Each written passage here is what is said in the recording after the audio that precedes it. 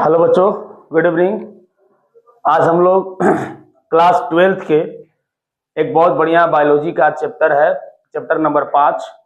और हम आज सबसे पहले बात करेंगे इस चैप्टर में बहुत सारे प्रश्न, ऑब्जेक्टिव, सब्जेक्टिव, बहुत सारे बोर्ड में, कंपटीशन में बहुत सारे जगह पूछे जाते हैं। तो आज हम लोग इसको एनसीईआरटी के लाइन बाय लाइन, क्योंकि देखो 2 साल से इंटर बोर्ड आपका क्या कर रहा है कि आउट ऑफ एक तरह का क्वेश्चन बैंक से को प्रीवियस ईयर क्वेश्चन नहीं आ रहा प्लस में, तो बच्चों का कहना है कि सर आखिर क्वेश्चन आ कहां से रहा है। तो हमने बस जब स्टडी किया उस पेपर को तो पता चला कि एनसीईआरटी के लाइन बाय लाइन से दिया जा रहा है। तो हम आपको अब बताएंगे कि किस प्रकार से कैसे हम लोग को बिहार बोर्ड को थोड़ा सा करना है, मतलब बताना है, बनाना है क्वेश्चन, ताकि सारे जो भी बिहार बोर्ड सेट कर रहे हैं थोड़ा सा टफ लग रहा है बच्चों को, इस माध्यम से आपको एनसीईआरटी के लाइन बाय लाइन सिखाएंगे ताकि आपको कोई प्रॉब्लम ना हो। ठीक है, तो मिलते हैं हम लोग। देखिए यहाँ पर ध्यान से, चैप्टर का नाम है हमारा क्या, वंशागति तथा विविधता के सिद्धांत। कल भी आपको हम बताए थे कि वंशागति और विविधता के सिद्धांत में क्या बात है। ठीक है, यानी कि अगर बात करते हैं बच्चों वंशागति तथा विविधता के सिद्धांत की, इसका मतलब क्या होता है, वंशागति का मतलब क्या होता है, पीढ़ी दर पीढ़ी। ठीक है, पीढ़ी दर पीढ़ी। ठीक है, शारीरिक लक्षणों का जो आदान प्रदान होता है उसे क्या कहते हैं हम लोग, उसे कहते हैं हम लोग वंशागति। और विभिन्नता का मतलब जो एक पीढ़ी से दूसरे पीढ़ी में जो लक्षण जाते हैं और उनमें जो अंतर आता है, जो वेरिएशन होता है, उसे क्या कहते हैं हम लोग, विविधता कहते हैं। ठीक, तो देखते हैं लाइन बाय लाइन, ध्यान दीजिएगा बाबू एकदम। ठीक है, एकदम ध्यान दीजिएगा। देखिए पहला है आपका क्या, इसमें देखिए बहुत सारे चीज है, इसमें मेंडल के वंशागति के नियम है। और आपको पता होगा कि जेनेटिक्स पढ़ो और मेंडल का नाम ना लो, ये तो दुर्भाग्य की बात है। ठीक है, जेनेटिक्स में मेंडल साहब का एकदम वर्चस्व था, चाहे आप 10th लेवल पे जेनेटिक्स पढ़ लो, वहां भी आपका नाम है। 12th में पढ़ो जेनेटिक्स, वहां भी इनका नाम है। तो एक तरह से देखा जाए तो हम इसे अनुवांशिकी के पिता भी कहते हैं, यानी कि father of genetics. Father of genetics is called Mendel. तो ग्रेगर जॉन मेंडल को हम अनुवांशिकी का पिता इसलिए कहते हैं क्योंकि सबसे पहले जेनेटिक्स में इनहेरिटेंस और वेरिएशन को लाने वाला व्यक्ति कौन था, हमारा मेंडल थे। ठीक है, इसलिए हम इस पूरे टॉपिक में, पूरे चैप्टर में हम बात किसकी करने वाले हैं, मेंडल साहब के नियमों का बात करेंगे कि मेंडल साहब ने कौन कौन से नियम को दिए थे। तो उसके बाद एक जीन की वंशागति। अब जीन क्या होता है, ठीक है, जीन आखिर क्या होता है भाई, कि gene is the smallest segment of DNA, यानी कि डीएनए के छोटे खंड को क्या बोलते हैं हम लोग, जीन बोलते हैं। अब एक जीन वंशागति कैसे करता है, ये सारा चीज ध्यान दीजिएगा थोड़ा सा। अगर मान लीजिए बात करते हैं, ये देखिए ध्यान से, ये मान लीजिए अगर हम बात करते हैं बाबू, ये हमारा डीएनए हो गया, ध्यान दीजिएगा डीएनए हो गया। तो smallest segment of DNA, smallest segment of DNA, यानी कि डीएनए के छोटे खंड को हम क्या नाम देते हैं बताइए, हम बाबू नाम देते हैं जीन। क्या नाम देते हैं, जीन। अब ये जीन जिसे मान लीजिए माता का है, तो ये जीन उनके बच्चे में किस तरह से वंशागति को करता है, यानी किस तरह से शारीरिक लक्षणों का आदान प्रदान करता है, असल में तो ये आपका है। दूसरा चीज ध्यान दीजिएगा, अब 2 जीनों की वंशागति है, यानी कि एक जीन तो हुआ ही, जैसे ध्यान दीजिएगा यहां पर ये लोकस हो गए, अब यहां मान लो जीन है स्मॉल टी, यहां पर है कैपिटल टी। तो 2 जीन जब आपके वेरिएशन करते, वैरी करते हैं, एक पीढ़ी से दूसरे पीढ़ी में जाते, एक जनरेशन से दूसरे जनरेशन जाते, तो उनकी वंशागति कैसे होती है। ठीक, उसके बाद है बहुजीनी वंशागति। इसका मतलब होता है कि बहुत सारे जीन किस प्रकार से वंशागति करते हैं। उसके बाद है बहुप्रभाविता। ठीक है, उसके बाद है लिंग निर्धारण। तो ध्यान दीजिएगा, मनुष्यों में लिंग निर्धारण किस पे डिपेंड करता है, नर के वाई क्रोमोसोम पे डिपेंड करता है। ठीक है, नर के वाई क्रोमोसोम पे। उसके बाद उत्परिवर्तन है। उत्परिवर्तन मींस कि अगर किसी भी लक्षण को हम इनहेरिटेंस करा रहे हैं, पीढ़ी दर पीढ़ी ले जा रहे हैं और उनमें अचानक सडनली चेंज आता है, उसे क्या कहते हैं हम लोग, म्यूटेशन, यानी कि उत्परिवर्तन कहते हैं। उसके बाद आपका क्या है, अनुवांशिकी विकार है, यानी कि ये आपका है जेनेटिकली डिसऑर्डर। जैसे आपका हम पढ़ाएंगे गुणसूत्रीय विकार पढ़ाएंगे, जैसे आपने पढ़ा होगा सिंड्रोम के बारे में, Klinefelter syndrome, down syndrome, Turner syndrome इत्यादि। ये सारे चीज हम लोग डिसऑर्डर में पढ़ेंगे कि किस प्रकार से आपके क्रोमोसोम में डिसऑर्डर होते हैं, ताकि उनका फिर रिस्पॉन्स क्या होता है, राइट। ये सारे टॉपिक हम लोग पढ़ने वाले हैं। कोई दिक्कत बाबू? 8 टॉपिक है टोटली, ठीक है। अब ध्यान दीजिए एनसीईआरटी के लाइन पर, देखिए लिखा है, क्या आपने कभी सोचा कि हाथी हमेशा शिशु हाथी को जन्म देता है? ठीक है, तो हाथी जो होते हैं छोटे बच्चे को जन्म देते हैं, और ऐसे भी हाथी जो हमारे होते हैं मैमल्स में यानी कि विविपैरिटी होते हैं। 2 चीज होता है आपका, एक होता है ओविपैरिटी, एक होता है विविपैरिटी। तो विविपैरिटी मतलब जो बच्चे को जन्म दे, ओविपैरिटी मतलब जो अंडे को जन्म दे, ठीक है। तो क्या आपने कभी यह सोचा कि हाथी हमेशा शिशु हाथी को ही जन्म देता है? कोई दिक्कत? ध्यान दीजिएगा, किसी अन्य जानवर को क्यों नहीं, या आम के बीज से आम का पौधा उगता है, कोई अन्य पौधा क्यों नहीं? तो 2 प्रश्न पूछा गया है कि क्या हाथी कभी घोड़े को जन्म दे सकता है? नहीं सर। क्या आम के बीज कभी अमरूद उगा सकते हैं? नहीं सर। तो आखिर आम का पौधा, आम के बीज से आम का पौधा का निर्माण होता है, हाथी जो होती है शिशु हाथी का जन्म देता है, ऐसा क्यों होता है? जैसे मान लीजिए कि हमने बहुत सारे तीसरा चैप्टर में आपको जब पढ़ा रहे थे मानव प्रजनन, तो वहां भी आपसे प्रश्न पूछे थे कि आखिर मानव बच्चे को जन्म क्यों देता है, और एक मुर्गी अंडे को अंडा, जैसे एक मुर्गी होती है वो अंडा क्यों देती है, ठीक है। तो वहां पर हम लोग इसके आंसर भी खोजे थे कि एक्चुअली मुर्गी अंडा देती क्यों है, और एक्चुअली ह्यूमन जो होते हैं ऑफस्प्रिंग को क्यों डेवलप करते हैं, ठीक है। यही बात यहां पूछा गया है कि अगर हाथी की बात की जाए, सबसे विशालकाय जानवर में आती है, तो हाथी जो होते हैं शिशु हाथी को ही जन्म देती है, राइट। और अगर हम आम के बीज की बात करें बाबू, तो आम के बीज जो होता है एक आम के पौधे को ही उगाता है। तो ऐसा आखिर क्यों होता है, राइट। तो हम लोग इस चैप्टर में पढ़ते हैं। देखिए, मानव की संतति अपने जनकों से, ध्यान दीजिएगा, ठीक है, मानव की संतति अपने जनकों से मिलती जुलती है, पर वह उनसे बिल्कुल ही अभिन्न होती है। सही बात है। अगर मान लीजिए हमारे माता पिता हैं तो हमसे मिलते जुलते हैं, लेकिन हाँ हूबहू नहीं है, यानी कि बाबू क्या क्लोनल नहीं होता है। क्लोनल मीन्स, क्लोनल का मतलब होता है गुरु समरूप होता है। क्या होता है बाबू? समरूप। समरूप का मतलब एक जैसा, हम अपनी भाषा में बोले तो फोटोकॉपी, ठीक है। क्या बोलेंगे हम लोग? फोटोकॉपी। कोई दिक्कत? ठीक है। तो सॉरी, लैंगिक जनन में, ठीक है, लैंगिक जनन में आपका ये क्लोनल की प्रक्रिया नहीं होती है। किसमें होती है ये होती है बाबू अलैंगिक जनन में। किसमें होती है? अलैंगिक जनन में, ठीक है। तो वही कह रहा है कि मानव की संतति अपने जनकों से मिलती जुलती। सही बात है, अगर मानव है तो मानव जैसा दिखेगा, ऐसा बात नहीं है, लेकिन हाँ संपूर्ण रूप से एक जैसे नहीं होते हैं। उसके बाद या उनके लक्षणों में कुछ भिन्नता दिखती है। क्या तुमने कभी आश्चर्य किया कि सहोदर, सहोदर का मतलब एक तरह का एक ही माँ के पेट से जन्म होते हैं दोनों को, कभी एक जैसे दिखते हैं या फिर कभी अलग अलग क्यों दिखते हैं? जैसे मान लो कि एक ही माँ के गर्भ से 2 बच्चे जन्म लिए। अभी हम लोग जस्ट मानव जनन पढ़ कर आ रहे हैं गुरु, तीसरा चैप्टर, और मानव जनन में हमने स्टडी कराया था कि जुड़वा क्या होते हैं, उनका निर्माण कैसे होता है। कोई एक बच्चा बहुत बढ़िया प्रश्न किया था कि सर ये बताइए कि कोई भी माँ कितने बच्चे को जन्म देने के लिए सक्षम होती है, ठीक है। तो इस तरह से बहुत सारे प्रश्न आते हैं बाबू, ठीक है। तो एक ही माँ से बहुत सारे बच्चे का निर्माण होता है, और वो बच्चे आपस में अलग अलग होते हैं। कोई बच्चे एक दूसरे से क्या होते हैं, एकदम समरूप हो जाते हैं, कोई अलग अलग होते हैं। सर ऐसा क्यों? क्योंकि दोनों को, तीनों को जन्म देने वाली एक ही माँ है, ठीक है। माँ तो एक ही है, लेकिन माँ के 3 बच्चे, तीनों में डिफरेंट है, और वो माँ से भी डिफरेंट हुआ। तो सर आखिर वो ऐसा क्यों होता है, राइट। उसके बाद ध्यान दीजिएगा, जीव विज्ञान की एक शाखा अनुवांशिकी, जिसे हम लोग अनुवांशिकी विज्ञान कहते हैं, ऐसे तथा इनसे संबंधित अनेक प्रश्नों पर विचार करती है। इस शाखा में वंशागति और विविधता दोनों का अध्ययन करते हैं। तो ध्यान दीजिएगा, एक हो गया बाबू क्या वंशागति, और एक हो गया हमारा विविधता। तो 2 चीज है, एक आपका इनहेरिटेंस है, दूसरा आपका वेरिएशन, राइट।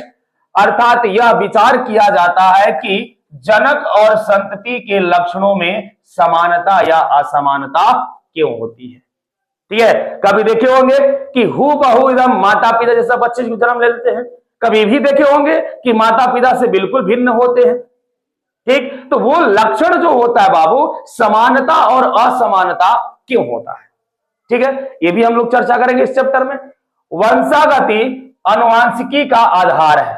वंशागति अनुवांशिकी का, ध्यान दीजिएगा, लिख सकते हैं गुरु, ध्यान दीजिए बाबू, क्या लिखने वाले हैं कि कह रहा है क्या हमारा पॉइंट वहां पर कि वंशागति जो होता है, देखिए ध्यान से, ये लाइन देखिए थोड़ा सा, वंशागति, एक मिनट बाबू, एक मिनट, चल चाहिए। वंशागति किसका आधार होता है? अनुवांशिकी का। यानी कि बोल सकते हैं कि the inheritance is the base of genetics. बोल सकते हैं ना कि inheritance is the base of genetics, कि वंशागति जो होती है अनुवांशिकी का आधार होता है। जैसे घर का आधार क्या है? नींव है। उसी तरह से वंशागति अनुवांशिकी का क्या होता है? आधार होता है। चलिए इसको थोड़ा सा नोट डाउन कर लीजिएगा आप लोग बाबू, ठीक है, ये आपका थोड़ा सा आप लोग नोट डाउन कर लीजिएगा इसको। बहुत बढ़िया लाइन लिखा गया एनसीईआरटी हमारी, ठीक है, और एनसीईआरटी इज द बेस्ट, इससे बड़ा कोई नहीं है भैया, ठीक है। अगर लाइफ में कुछ करना है तो एनसीईआरटी को पढ़ना है। चलिए, वंशागति वह प्रक्रम है। अब देखिए वंशागति के बारे में बता रहा, वहां बताया कि वंशागति क्या है? अनुवांशिकी का आधार है। अब कह रहा है कि वंशागति वह प्रक्रम है जिससे लक्षण जनक से संतान में जाते हैं। यानी कि ध्यान दीजिएगा, ये अगर मान लीजिए माता है, ये पिता है, तो इन दोनों को हम क्या बोलते हैं? जनक बोलते हैं। और इन दोनों के संतान जो हुए, ये हुए, ठीक, तो इनका लक्षण जो होगा बाबू वो किन में जाएगा? इनके संतान में जाएगा, ठीक है। यही क्या कहलाता है? यही कहलाता है हमारा क्या? वंशागति कहलाता है। आया समझ में? उसके बाद देखिए, मानव को 8,000 से 10,000, ध्यान दीजिएगा, मानव को 8,000 to 10,000, 10,000 वर्ष ईसा पूर्व, बहुत पहले की बात है, बहुत पहले की, यह ज्ञान हो चुका था कि विविधता का कारण लैंगिक जनन की प्रक्रिया में छुपा हुआ है। यानी कि अब देखो, हम आज पढ़ रहे हैं तो हमको इतना डाउट होता है, सोचो कि 8,000 से 10,000 वर्ष पहले के लोग को भी पता था कि जो ये लक्षणों की असमानता हो रही है, ठीक है, लक्षणों की जो असमानता हो रही है बाबू, ये किसके वजह से हो रही है? तो हमारी लैंगिक जनन की वजह से हो रही है। किसके वजह से? लैंगिक जनन। तो वही लिखा है, ध्यान दीजिएगा, मानव को 8,000 से 10,000 पूर्व यह ज्ञान हो चुका था कि विविधता का कारण क्या है? लैंगिक जनन की प्रक्रिया में छुपा हुआ है। बोलिए कोई दिक्कत? उसने पादप और जंतुओं की प्रकृति में उपस्थित जीव विविधता का लाभ उठाया। यानी कि उसने क्या किया कि पादप और जंतुओं की नेचर पर उपस्थित जीव विविधता, अभी हम लोग टॉपिक पढ़े ना, 11th में पढ़ कर आए हैं अभी जस्ट, जीव विविधता, इसका मतलब बायोडाइवर्सिटी। जीव विविधता का मतलब जीवों में होने वाले विविधता को या भिन्नता को या परिवर्तन को क्या कहते हैं हम लोग? जीव विविधता कहते हैं। आया समझ में? उठाया और लाभदायक लक्षणों वाले जीवों को चुनकर उनका प्रजनन करवाया। यानी कि जिनसे हमको लाभ था, जैसे मान लीजिए गाय, भैंस, बकरी, इन सभी चीजों से लाभ था, तो हमने क्या किया? उनका जनन करवाया, ठीक है, हो गया, उनका प्रजनन करवाया तथा उनसे इच्छित लक्षणों के से जीव प्राप्त किए। और जो हमें इच्छा था, जैसे मान लो गाय भैंस समझो था कि बछड़ा हो, दूध हो, ताकि हमें फायदा मिले, तो हमने उनसे प्रजनन करवाकर अपने इच्छा अनुसार लक्षणों के जीव प्राप्त किए, अपने इच्छा अनुसार, ठीक है। उदाहरण, पुरानी जंगली गायों के कृत्रिम चयन और उनके पालतू बनाकर हमने, ध्यान दीजिएगा, ठीक है, चलिए, हमने आज उच्च भारतीय किस्म प्राप्त कर ली है। जैसे पंजाब का साहिवाल गाय, ध्यान दीजिएगा, तो साहिवाल अधिक कहां मिलती है? पंजाब में। ये लाइन याद रखेगा कि हमने पहले जंगली गायों को लिया और उससे पहले पालतू बनाया और पालतू बनाकर अपनी इच्छा अनुसार लक्षणों वाले जीव को प्राप्त करना स्टार्ट कर दिया। तो ये आज है, आज उच्च भारतीय किस्म प्राप्त कर ली है। हमारे यहाँ बहुत अलग अलग टाइप्स के, अलग अलग किस्म के जानवर पाए जाते हैं, जीव पाए जाते हैं, राइट। उसके बाद देखिए, जैसे पंजाब का है साहिवाल गाय है। पंजाब में कौन सी गाय? साहिवाल गाय। हमें मानना पड़ता है कि भले ही हमारे पूर्वजों को लक्षणों की वंशागत और विविधता का ज्ञान था, किंतु इन घटनाओं के वैज्ञानिक आधार विषय में बहुत कम जानकारी थी। देखो, अगर ऐसे देखा जाए तो हमारे जो एंसिस्टर है आज हम पढ़कर उसका प्रयोग कर रहे हैं साइंस का, ठीक है। आज हम स्टडी करके साइंस का प्रयोग कर रहे हैं, लेकिन हमारे जो एंसिस्टर थे, जो पूर्वज थे, वो बिना पढ़े उस साइंस का प्रयोग करते, लेकिन उनको पता नहीं थी कि एक्चुअली ये साइंस है।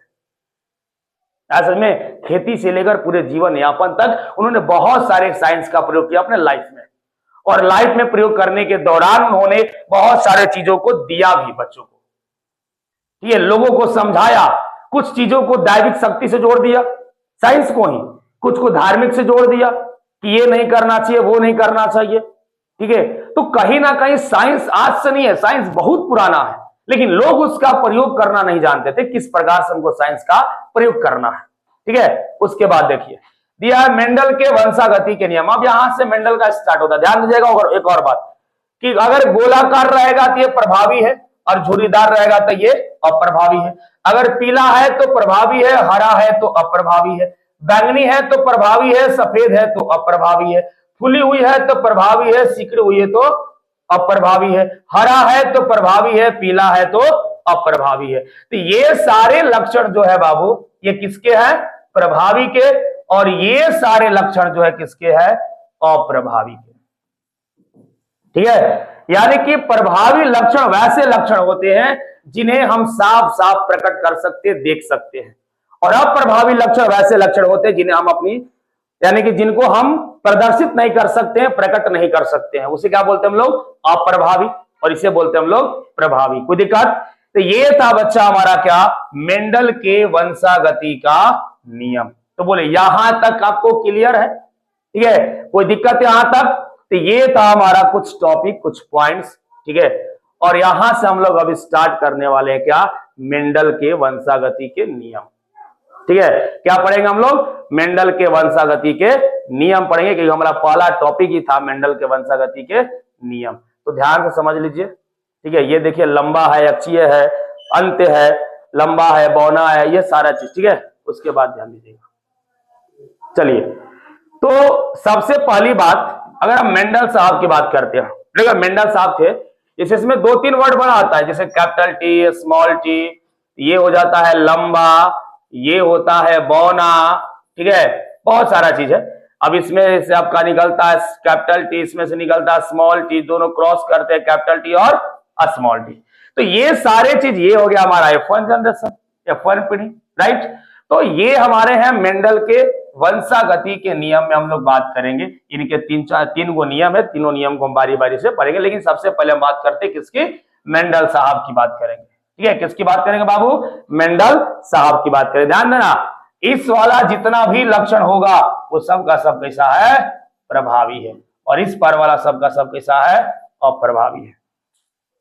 चलो ध्यान दो, कह रहा है 19वीं सदी के मध्य के वर्षों में ही आनुवंशिकता को समझने के संबंध में प्रगति हो सकी। यानी कि 19वीं सदी में ही लोग आनुवंशिकता के बारे में धीरे धीरे जानने लगे। ग्रेगर जॉन मेंडल पूरा नाम था इनका, उद्यान मटर पर, ध्यान दीजिएगा, किस मटर पर? उद्यान मटर पर। कौन? ग्रेगर जॉन मेंडल के पौधों में 7 वर्षों तक संकरण के प्रयोग किए, 7 वर्ष तक। कब से कब तक? 56 से 63 तक। यानी कि मेंडल साहब 1856 से लेकर 1863 ईस्वी तक अपने प्रयोग को जारी रखा, ठीक है, तथा उनके आधार पर जीवों की वंशागति नियम को प्रस्तावित किया, ठीक है। किनके नियम को? वंशागति के नियम को प्रस्तावित किया। सांख्यिकी, विश्लेषण और गणितीय तर्कशास्त्र का जीव विज्ञान के समस्याओं के समाधान हेतु प्रथम उपयोग भी मेंडल के द्वारा वंशागत अन्वेषणों के दौरान ही किया गया। यानी कि इन्होंने, देखो ध्यान देना कि मेंडल साहब मैथमेटिकल टूल्स नहीं जानते थे, लेकिन हाँ, इन्होंने अपने नियमों को रिप्रेजेंट करने के लिए मैथमेटिकल टूल्स का भी प्रयोग किया था, रेशियो लाया था इन्होंने। उसके बाद नमूनों की, ध्यान देना, उनके प्रयोग में नमूनों की विशाल संख्या में उनके आंकड़े की विश्वसनीयता प्रदान की। साथ ही उनके परिचाधीन पौधों को उत्तरोत्तर पीढ़ियों पर किए गए प्रयोग तथा उनके सफल निष्कर्षों ने सिद्ध किया कि मेंडल के वंशागति नियमों में व्यापकता थी। यानी कि मेंडल एक ऐसे वैज्ञानिक थे, ऐसे साइंटिस्ट थे, जिन्होंने बताया हमें कि एक अगर मान लीजिए लंबा पौधा है, उसके माताजी बौनी है, तो उसके संतान कैसे होने वाले हैं। अगर मान लीजिए किसी के ब्लड ग्रुप जानना हो तो जाना है टेस्ट करवाने, नहीं जाना है, ठीक है, टेस्ट कुछ नहीं करवाना है, क्रॉस करो पता चल जाएगा। अगर माता का ब्लड ग्रुप और पिता का ब्लड ग्रुप पता है तो दोनों के जीनोटाइप लो या दोनों के फिनोटाइप लो और दोनों से क्रॉस कराओ, तो ये पता चल जाएगा इनके जो बच्चे हैं उनमें किस प्रकार का ब्लड ग्रुप है। ये पॉसिबिलिटी दिए थे किने? मेंडल साहब दिए थे हमारे, कि मेंडल साहब ने बताया, बहुत चीज बताया था, और सबसे खास बात इनका क्या था, उद्यान मटर पर खोज, ठीक है। उसके बाद ध्यान दीजिएगा, वंशागति के नियमों व्यापक थी, वे केवल अपुष्ट विचार नहीं थे। मेंडल ने मटर के पौधों के उन लक्षणों पर विचार किया जो सर्वदा विपरीतार्थक थे, यानी कि उल्टा था, एक लंबा तो दूसरा का हो गया भैया बौना, जैसे लंबे या बौने, पीले या हरे, इसके कारण उसे वंशागति नियमों का आधारभूत ढांचा तैयार करने में सहायता मिली। एक जैसे लक्षण को नहीं लिए थे, विपरीत लक्षणों को लेकर उन्होंने क्रॉस कराया था अपने नियम में, ठीक है। उसके बाद देखिए ध्यान से, चलिए ठीक है, उसके बाद देखते हैं हम लोग। उसके बाद है विविध नैसर्गिक घटनाओं और उनमें निहित जटिलता का स्पष्टीकरण किया जा सका। मेंडल ने अनेक तदुप प्रजनन सम मटर के शुद्ध वंशक्रमों को लेकर कृत्रिम परागण, कृत्रिम जो हम लोग स्वयं अपने करवाते हैं, परागण मतलब किसी अन्य माध्यम के द्वारा, ठीक है, प्रयोग से तद्रुप प्रजनन सम यानी कि ट्रू ब्रीडिंग, ठीक है, ट्रू ब्रीडिंग इसको बोलते हैं तद्रुप प्रजनन, वह होता है जो कई पीढ़ियों तक 100 परागण के फलस्वरूप स्थायी विशेषज्ञ प्रदर्शित करते हैं, यानी कि एक ही जैसे लक्षण को प्रदर्शित करना, ठीक है। मेंडल ने मटर की 14 तद्रुप, यानी कि ध्यान देना, मटर की अगर बात की जाए तो मटर में कुल गुणसूत्र कितना होता है, 14 होता है, ठीक है। इसमें 7 और 7 मेल और 7 फीमेल के गैमेट्स होते हैं। प्रजननी मटर की किस्मों को छाटा, अर्थात 7 जोड़े विपरीत लक्षणों को लिया, इनके अन्य लक्षण समान थे। इनमें से कुछ उदाहरण इस प्रकार से, चिकने या झुर्रीदार बीज, पीले या हरे बीज, फूली या सिकड़ी हुई फलियां, हरी या पीली फलियां, लंबे या बौने पौधे, इस तरह से तालिका में दिया गया है, आप उसको देख सकते हैं, ध्यान दीजिएगा। देखिए यही वाला आपका है, ठीक है, ये वाला आपका जो है मेंडल के 7 गो आपके लक्षण लिए थे अलग अलग प्रकार, जैसे तने की ऊंचाई, लंबा या बौना, फूल का रंग बैंगनी सफेद, फूल की स्थिति पक्षी और अंत, फली का आकार, फली का रंग, बीज का आकार और बीज का रंग, ये 7 लक्षण थे। तो हमने अभी तक देखा मेंडल के वंशागति का नियम। अब हम लोग पढ़ेंगे नेक्स्ट वीडियो में एक जीन की वंशागति। कोई दिक्कत? तो हम लोग मिलेंगे आपसे नेक्स्ट वीडियो में, इसी तरह से एनसीईआरटी के लाइन बाय लाइन आपको पढ़ते हुए चलेंगे हम लोग, ठीक। तो मिलते हैं आपसे नेक्स्ट वीडियो में, तब तक के लिए धन्यवाद, मस्त रहिए और हमेशा इस वीडियो को पढ़ते रहिए। और सबसे पहले जाते जाते इस चैनल को सब्सक्राइब करिए और अपने दोस्तों से भी करवाइए, जरूर करना है, ठीक है। तो मिलते हैं नेक्स्ट वीडियो में, तब तक के लिए धन्यवाद।